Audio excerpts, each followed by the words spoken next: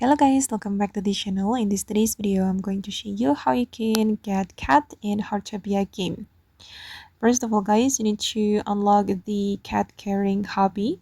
You need to go to the Mrs. John at the central square to unlock the cat carrying hobby.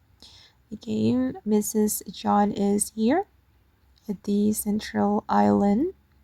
Alright, and then you need to complete mission from her, and after you complete the mission you will unlock the cat carrying hobby, and here you will be able to adopt a cat.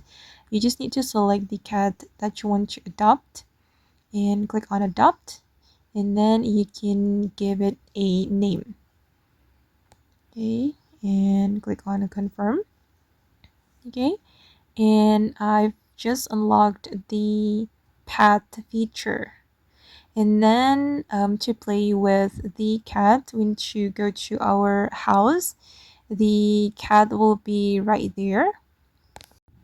Alright, this is my cat, and you can click on the paw icon to play with the cat.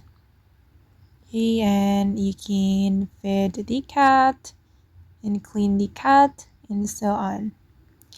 Okay guys, and that's how we can get a cat in Heartopia. I hope this video will be useful for you. Thank you so much for watching, and bye!